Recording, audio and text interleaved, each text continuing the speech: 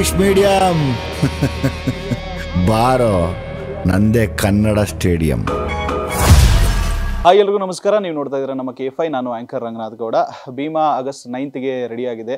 So ಎಲ್ಲರೂ ಕೂಡ ಕಾತರದಿಂದ ಕಾಯ್ತಾ ಇದ್ದಾರೆ. ಆಲ್ಮೋಸ್ಟ್ ಒಂದು 3 ಇಯರ್ಸಿಂದ ಈ ಒಂದು ವೆಯ್ಟ್ ಯಾಕೆ ಅಂತ ಹೇಳಿ ನಾವು ಸಿನಿಮಾ ತಂಡನ ಕೇಳಿದ್ದಕ್ಕೆ ಕೆಲವೊಂದು ಕಾರಣಗಳನ್ನ ಹೇಳಿದರು. ಬಟ್ ಆದರೆ ಇವಾಗ ನನ್ನ ಜೊತೆಗೆ ಅದೇ ಮೂವಿನಲ್ಲಿ ಅಭಿನಯಿಸಿರುವಂತಹ ಗಿರಿಜಾ AKA ಪ್ರಿಯಾ ಅವಿನಾಶ್ ಅವರು ನಮ್ಮ ಜೊತೆಗಿದ್ದಾರೆ. ಅವ್ರನ್ನ ವೆಲ್ಕಮ್ ಮಾಡೋಣ ಬನ್ನಿ. ನಮಸ್ತೆ ಮೇಡಮ್, ಹೇಗಿದ್ದೀರಾ? ಹಾಯ್ ರಂಗನಾಥ್, ಆರಾಮಾಗಿದ್ದೀನಿ. ನೀವು ಹೇಗಿದ್ದೀರಾ? ಎಸ್, ಆರಾಮಿದ್ದೀನಿ. ವೆಲ್, ಸೊ ಗಿರಿಜಾ ಅಂತ ಹೇಳಿದ ತಕ್ಷಣ ಪ್ರಿಯಾ ಅವ್ರಿಗೆ ಎಷ್ಟು ಕನೆಕ್ಟ್ ಆಗ್ತಾರೆ ಗಿರಿಜಾ?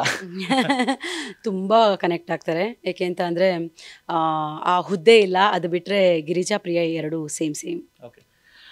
ವೆಲ್, ಈ ಒಂದು ಭೀಮಾ ಮೂವಿನಲ್ಲಿ ನಿಮಗೆ ಆಡಿಷನ್ಗೆ ಅಥವಾ ಒಂದು ಸ್ಕ್ರೀನ್ ಟೆಸ್ಟ್ಗೆ ಏನಕ್ಕಾದ್ರೂ ಒಂದು ಕಾಲ್ ಬಂದಿದ ತಕ್ಷಣ ನಿಮ್ಮ ಒಂದು ರಿಯಾಕ್ಷನ್ ಹೇಗಿತ್ತು? ಆ್ಯಂಡ್ ಅಲ್ಲಿ ನೋಡಿದಂಥ ಒಂದು star cast Duniya Vijay sir ಇರ್ತಾರೆ ಅಂತ ಗೊತ್ತಾದಾಗ ನಿಮ್ಮ ಒಂದು ರಿಯಾಕ್ಷನ್ ಹೇಗಿತ್ತು ಆ್ಯಕ್ಚುಲಿ? ಸರ್, ನನ್ನ ರಿಯಾಕ್ಷನ್ ಹಿಂಗಿತ್ತು ಸರ್, ನಿಜವಾಗ್ಲೂ. ಏಕೆಂತಂದರೆ ಅದು ಬ್ಲೆಸ್ಡ್ ಅದು ನಾನು ಆ್ಯಕ್ಚುಲಿ. ಏಕೆಂತಂದರೆ ಸರ್ ಜೊತೆ ಸ್ಕ್ರೀನ್ ಶೇರ್ ಮಾಡೋದು ಒಂದು, ಅದ್ರ ಜೊತೆಗೆ ಅಷ್ಟು ಬ್ಯೂಟಿಫುಲ್ ಆಗಿರೋ ಸೀನಿಯರ್ ಆರ್ಟಿಸ್ಟ್ಗಳಿದ್ದಾರೆ, ದಿಗ್ಗಜರಿದ್ದಾರೆ, ಅವ್ರ ಜೊತೆ ನಾನು ಆ ಸ್ಪೇಸ್ನ ಶೇರ್ ಮಾಡೋದು, ಅದ್ರ ಜೊತೆಗೆ ಅಂಥ ಪವರ್ಫುಲ್ ಕ್ಯಾರೆಕ್ಟರ್ನ ನಾನು ಪ್ಲೇ ಮಾಡ್ತೀನಿ ಅಂತ ನೆನೆಸ್ಕೊಂಡ್ರೆ ನನಗೆ ತುಂಬ ಹೆಮ್ಮೆ ಆಗುತ್ತೆ, ಖುಷಿ ಆಗುತ್ತೆ ನಿಭಾಯಿಸಿರೋದು ಕೂಡ.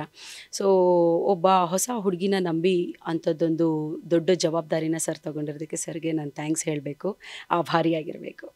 ಸೊ ಖಂಡಿತವಾಗ್ಲೂ ನೀವು ಕೋಟಿ ನಮನಗಳನ್ನ ಹೇಳಲೇಬೇಕಾಗತ್ತೆ. ವೆಲ್, ಸೊ ಪ್ರಿಯಾ ಅವರು ಇದಕ್ಕೆ ಮುಂಚೆ ಬೇರೆ ಯಾವೊಂದು ಕ್ಷೇತ್ರಗಳಲ್ಲಿ ಗುರುತಿಸ್ಕೊಂಡಿದ್ರು ಆ್ಯಂಡ್ ಈ ಒಂದು ಆಪರ್ಚುನಿಟಿ ನಿಮಗೆ ಬಂದಿದ್ದು ಹೇಗೆ?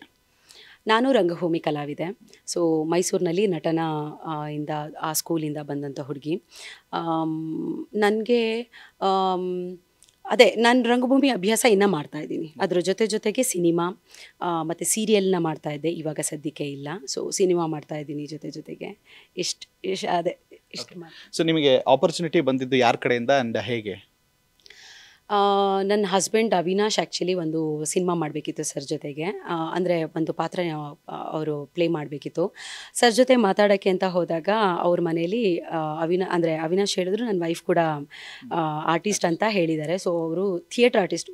ವಿಜಿ ಸರ್ಗೆ ಥಿಯೇಟ್ರ್ ಆರ್ಟಿಸ್ಟ್ ಅಂತಂದರೆ ಹೆಚ್ಚು ಒಂದು ಅಂದರೆ ಅವ್ರಿಗೇನೋ ಒಂಥರ ಅಭಿಮಾನ ಜಾಸ್ತಿ. ಯಾಕೆ ಅಂತಂದರೆ ಅವ್ರಿಗೊಂದು ನಂಬಿಕೆ, ಥಿಯೇಟ್ರ್ ಆರ್ಟಿಸ್ಟು ಎಂಥದ್ದೇ ಪಾತ್ರ ಆದ್ರೂ ಆರಾಮಾಗಿ ನಿಭಾಯಿಸ್ತಾರೆ ಅನ್ನೋದೊಂದು, ಅಂದರೆ ಅದೊಂದು ಜವಾಬ್ದಾರಿ ನಮಗೆ ಅದು ಅವರು ಆ ಥರ ಹೇಳೋದು.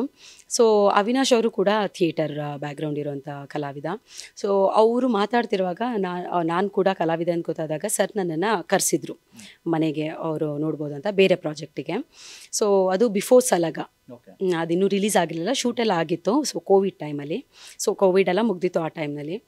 ಸೊ ಆವಾಗ ನಾನು ಸರ್ಗೆ ಪರಿಚಯ ಆಗಿದ್ದು, ನನ್ನನ್ನು ನೋಡಿದ್ದು. ಆ ಪ್ರಾಜೆಕ್ಟ್ ಆಗಲಿಲ್ಲ, ಭೀಮಾ ಪ್ರಾಜೆಕ್ಟ್ ತೊಗೊಂಡಾಗ ನನ್ನನ್ನು ನೋಡಿದ್ರಲ್ಲ, ಹೈಟ್ ಮತ್ತು ವಾಯ್ಸ್ ಎಲ್ಲ ಅವ್ರ ನೆನಪಿನಲ್ಲೇ ಹಾಗೆ ಇತ್ತಲ್ಲ. ಸೊ ಹೊಸಬ್ರಿಗೆ ಅವರು ಹುಡುಕ್ತಿದ್ದಾಗ ನಾನು ನೆನಪಿಗೆ ಬಂದಿರ್ತೀನಿ. ನನ್ನನ್ನು ಗಮನದಲ್ಲಿ ಇಟ್ಕೊಂಡು ನನಗೆ ಕಾಲ್ ಮಾಡಿ,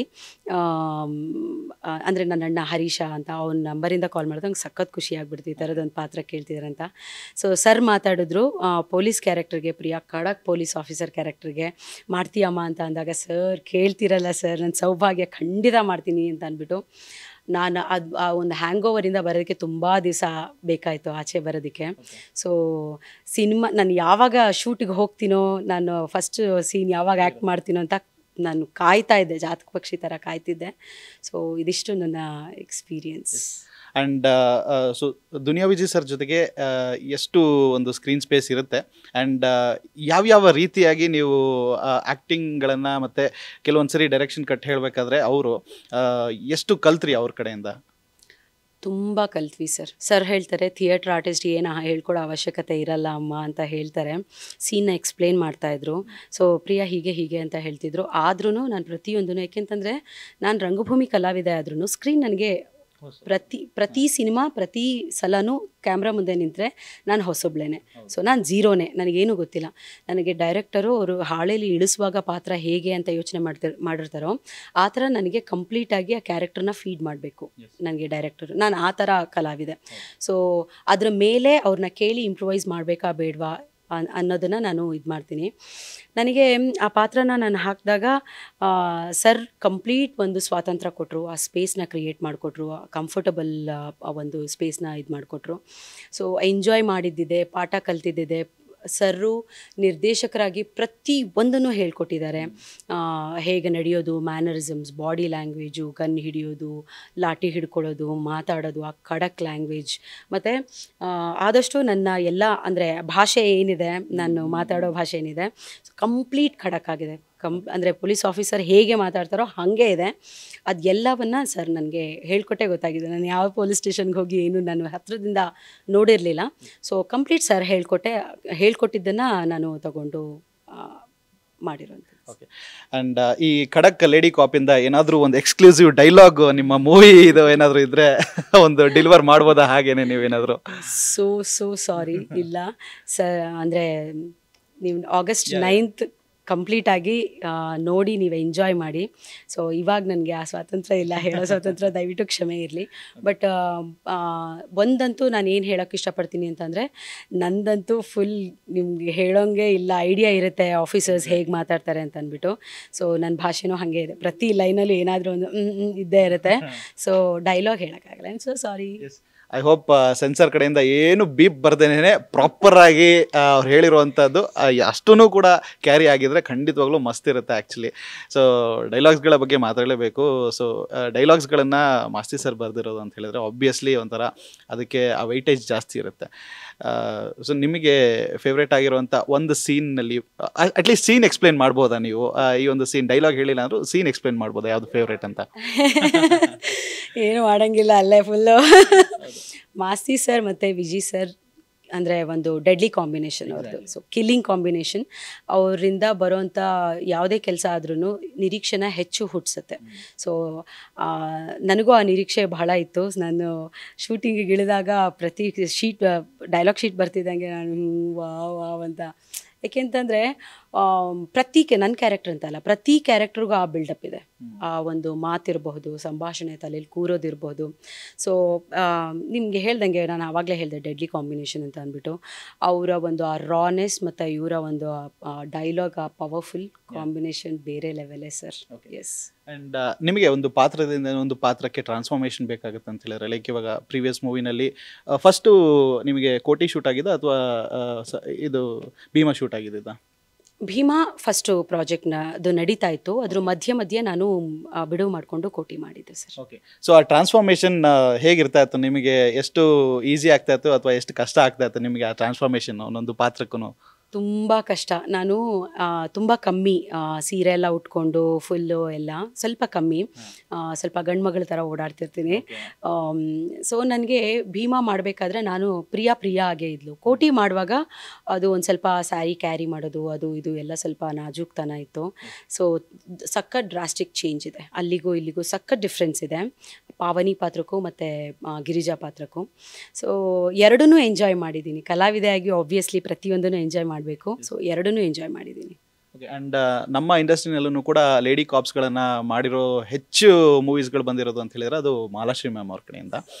ಬಟ್ ನಿಮಗೆ ಆ್ಯಸ್ ಪರ್ಸ್ನಲ್ ಆಗಿ ಒಂದು ಇನ್ಸ್ಪಿರೇಷನ್ ತೊಗೊತೀರಾ ಅಂದರೆ ನಮ್ಮ KFIಯಲ್ಲಿ ಯಾರು ಆ ಒಂದು ಲೇಡಿ ಕಾಪ್ ಮಾಡೋದಕ್ಕೆ ತುಂಬಾ ಇನ್ಸ್ಪೈರ್ ಮಾಡಿದರು ನಿಮಗೆ? ಆ್ಯಕ್ಚುಲಿ ನನಗೆ ನೀವು ಹೇಳ್ದಂಗೆ ಮಾಲಾಶ್ರೀ ಮ್ಯಾಮೇನೆ. ನಾನು ಸಣ್ಣ ವಯಸ್ಸಿಂದ ಅವ್ರ ಸಿನಿಮಾಗಳನ್ನ ನೋಡ್ಕೊಂಡೇ ನನಗೆ ಏನಾಗಬೇಕು ಪ್ರಿಯಾ ಅಂತ ಅಂದರೆ ನಾನು IPS ಆಫೀಸರ್ ಆಗಬೇಕು ಅಂತಿದ್ದೆ.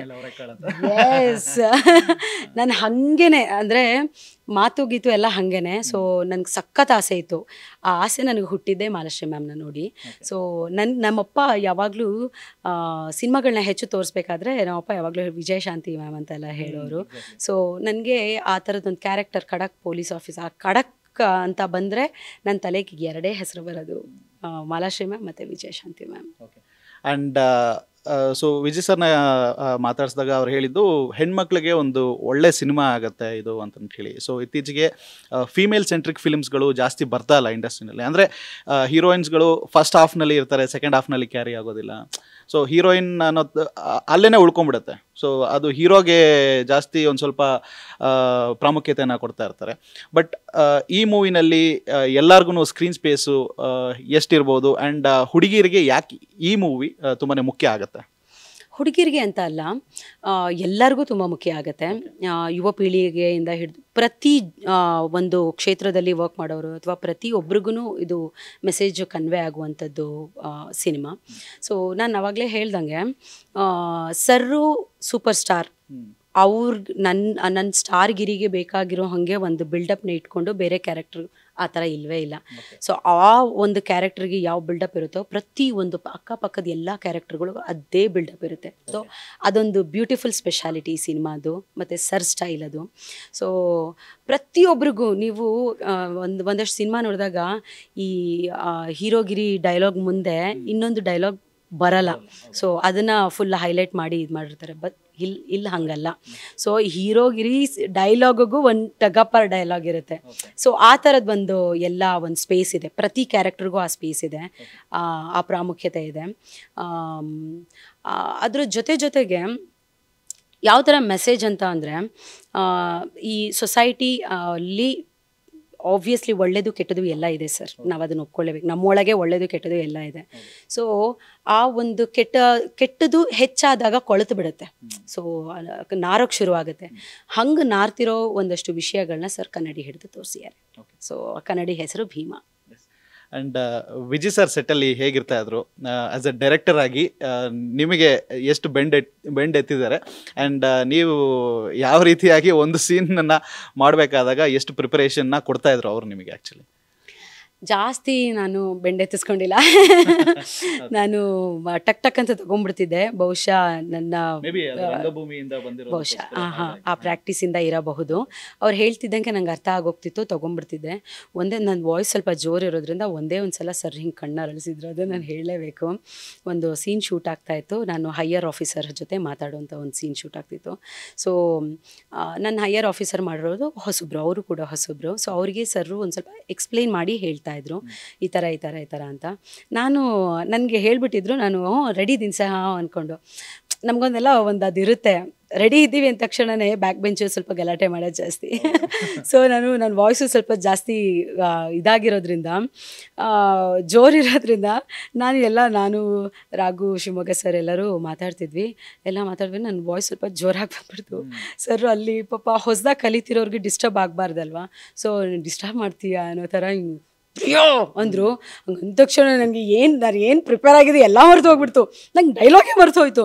ನಾನು ಒಂದು ನಿಮಿಷ ಹಾಗೆ ಫುಲ್ ಕಲ್ತಾರೆ ಹಿಂಗೆ ನಿಂತ್ಕೊಂಡ್ಬಿಟ್ಟೆ.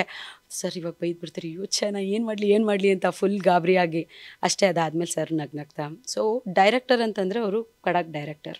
ಸೊ ಆ್ಯಕ್ಟರ್ ಅಂತ ಬಂದಾಗ ಸಖತ್ ಒಳ್ಳೆ ಆ್ಯಕ್ಟರು, ಅದರಿಂದ ಆಚೆ ನಿಂತಾಗ ಒಳ್ಳೆ ಹ್ಯೂಮನ್ ಬೀಯಿಂಗ್. ಸೊ ನಗ್ನಗ್ತಾ ಎಲ್ಲನೂ ಆರಾಮ್ ಮಾಡಿಬಿಡ್ತಾರೆ. ಹೇಳ್ಕೊಡುವಾಗ ಅಷ್ಟೇ ಕಟ್ನಿಟ್ಟಾಗಿ ಹೇಳ್ಕೊಡ್ತಾರೆ.